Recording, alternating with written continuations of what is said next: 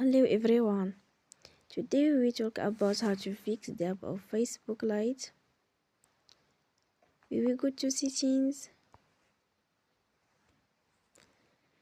Then we click on apps. After that we will search the app Facebook Lite. And we click. Then you will on for stop. After that you will go to storage. Then we click on clear cache. You will go to Play Store. And you will update your app. Don't forget to support us by like and subscribe. See you next time, and thank you for watching.